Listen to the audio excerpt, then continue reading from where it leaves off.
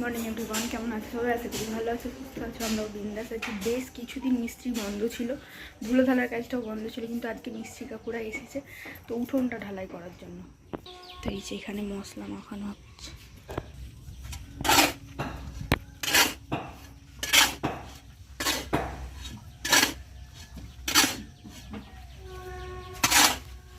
তো কতটা মশলা এক জায়গায় মাখাচ্ছে দেখো। তো এই মশলা মাখানো ব্যাপারটা না আমার দারুণ লাগে দেখতে। তো জানি না কেন, এটা যদি মেশিনে হয় না আমার আরও বেশি ভালো লাগে দেখতে। আর এই দেখো, একদিক থেকে একজন জল দিয়ে এখানটা পুকুর করছে, আর এক সাইড দিয়ে আর একজন পুকুরটাকে ভরাট করছে। তো এই ব্যাপারটা আমার দারুণ লাগে, তাই ভাবলাম একটু আমি দেখি আর তোমাদের সাথে একটুখানি শেয়ার করি। বাবু, তুমি এখানে? তো ওদিককার কাজবাজ সব হয়ে গেছে। এখন না আমি ভুল করে রান্নাঘরে ঢুকে গেছি, মানে এখন রান্নাঘরে কোনো কাজই নেই। তো কি করবার খুঁজে পাচ্ছিলাম না, যার কারণে আবার রান্নাঘর থেকে ঘরে চলে গেলাম। তো বাজার এখনও আসেনি, তাই ভাবলাম এখন টিফিনটাই আগে কমপ্লিট করে নিই। আরে গামছাটা খোল। আর কোলে কি দেখি? কোলে কি? কোলে কি তোমার? দেখি দেখি।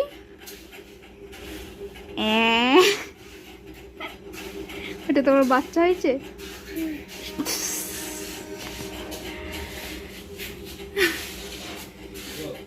তো বেশ কিছুক্ষণ পরে এদিকে বাজার এসে গেছে। আর আজকে দেখো পাকা পটল হবে ভাজা, আর এটা মাংসের আলু, আর এখানে পেঁয়াজ আদা রসুন সমস্তটা পেস্ট করা আছে।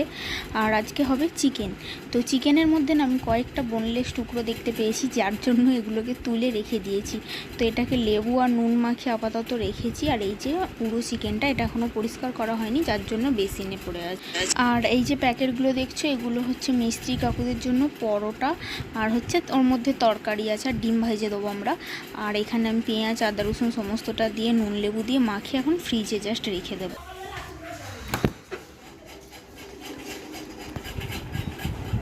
কি করছিস চানটা করে? কিচ্ছু করিসনি তো, ফোনে হাত কেন তোর? হ্যাঁ, এই দেখো এই সাইড থেকে হয়ে হয়ে সেই কল পর্যন্ত হয়ে গেছে। তো বাদ বাকি ওই সাইডটা বাকি আছে। মিষ্টি কাকুর এখন খেতে গেছে, খাওয়া দাওয়ার পর করবে। A few minutes later. তো মিস্ত্রি কাকুরও খাচ্ছে, এদিকে আমরাও খাওয়া দাওয়াটা সেরে নিই। তো আজকে এই যে দেখতেই পাচ্ছ লাল লাল করে মাংসের ঝোল ভাত, আর এই যে শাকটা দেখছো না, এটা কালকে মা পাঠিয়েছিল। তো শাক ভাজা আর পটল ভাজা হয়েছে।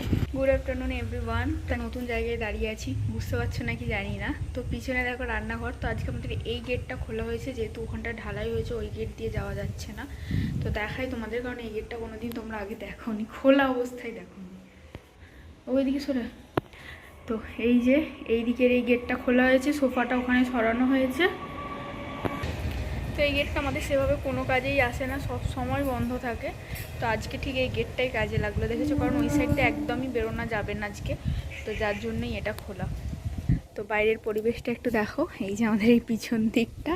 তো এখানে বাঁশ ঠাস রাখা আছে, কিন্তু অসুবিধা তেমন একটা হবে না। এই বক্স জানলাটার জন্য একটু অসুবিধা হবে, কিন্তু তাও ধরে ধরে ওখান থেকে বেরিয়ে যাওয়া যাবে। তো এটাই আজকে আমাদের গতি হয়েছে। আজকে না, এটা কালকেও বোধহয় এই গেটটাই আমাদেরকে ইউজ করতে হবে। তো কত আলো লাগছে ঘরটাতে, গেটটা খোলা হয়েছে বলে। তো চলো এই ঘর থেকেই তোমাদেরকে দেখাই যে ঢালাইটার কি পরিস্থিতি।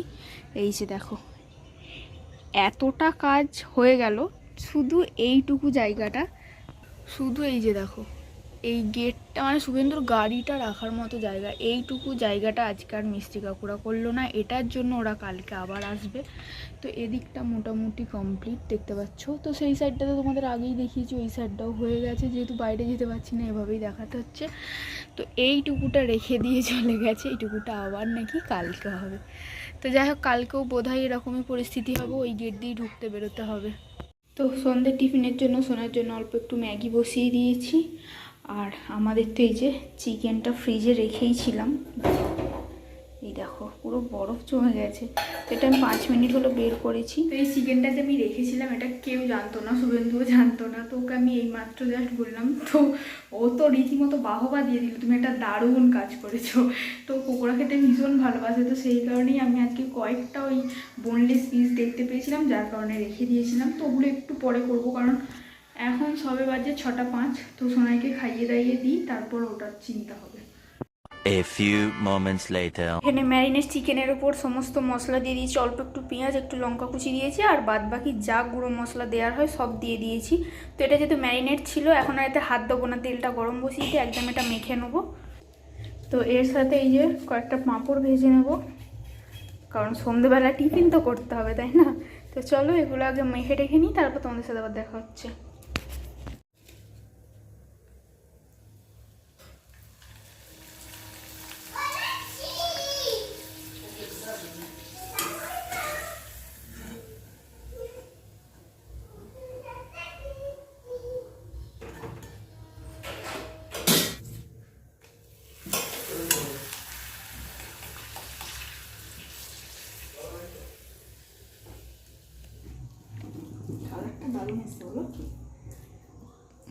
অনেকক্ষণ ম্যারিনেট করে রেখেছিলেন।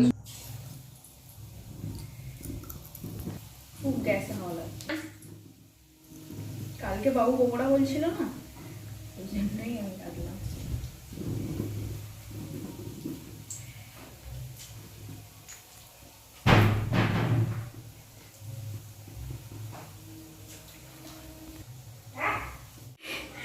পকোড়া খাওয়ার চক্করে আমাদের অবস্থাটা দেখো।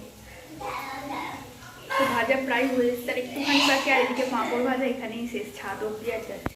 এখানে এতগুলো হয়ে গেছে, আর এইটুকুটা হলে মোটামুটি শেষ, আর এই যে পাঁপড়ও শেষ, এখানে ছাদ অব্দি যাবে না। হ্যাঁ বাবা বলো, তোমার করলে নেবো আমি? দেখ পুরো ঘেমে চান হয়ে গেছে, কি সুন্দর হাওয়া দিচ্ছে। আমাদের বসার জায়গাটা আর নেই, আমাদের বসার জায়গা ভেঙে ভুঙে একসা হয়ে গেছে। ছাদের পরিস্থিতিটা একবার দেখাবো।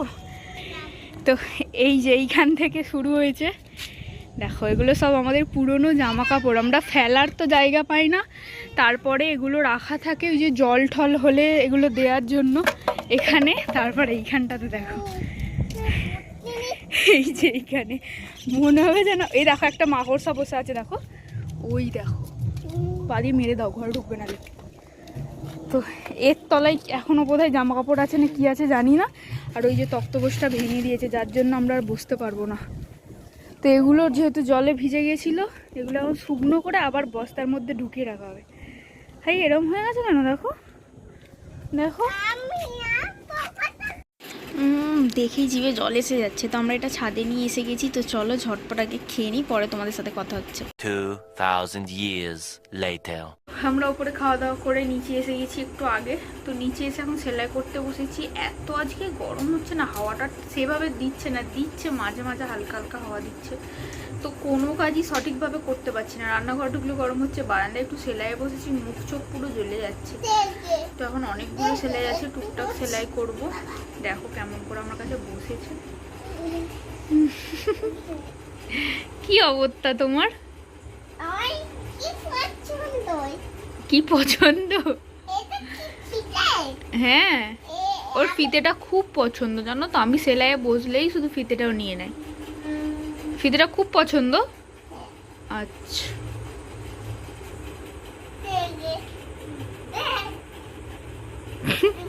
ফিতে গলায় নিলেই ওর নাচতে ইচ্ছা করে, কেন জানি না আমি। এই দেখো না কেমন করে করে বসছে, ওরে বাপরে। হাই কত রং রং দেখাচ্ছে দেখো না। তো আজকে অনেকদিন পর শুভেন্দু বাড়িতে আছে, তো ওই সোনাইকে খাওয়াবে, আমার খাওয়ানোর চাপটা নেই, ততক্ষণ আমার অনেকটাই সেলাই হয়ে যাবে, শুধু ভাতটা ওকে করে দিতে হবে। আর দেখো ট্রেনটাও ঠিক টাইমে এলো। তো চলো তোমার সাথে আবার পরে কথা হচ্ছে।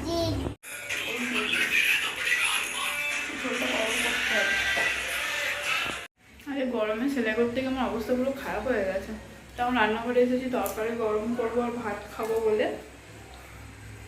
যদি সন্ধ্যের পকোড়া এখনো পর্যন্ত চলছে, টুকটুক করে মুখ চলেই যাচ্ছে। তো যাই হোক তরকারিটা গরম বসিয়েছি, এই যে ঝোলটা গরম হচ্ছে, আর ভাত নেবো। তো সোনায় তো খাওয়া দাওয়া হয়েই গেছে, আমরাও খাবো আর ঘুমাবো, কারণ আজকে সারাদিনটা ওই হচ্ছে কাজের পর কাজ। তো চলো আজকে ভিডিও এখানে এন্ড করছি। ভিডিও কোথাও কিছু ভালো লাগলে অবশ্যই একটা লাইক করো, আমার চ্যানেলে যারা নতুন তারা চ্যানেলটা অবশ্যই সাবস্ক্রাইব করো। তো চলো আজকের মতো এতটুকুই, টাটা সবাইকে।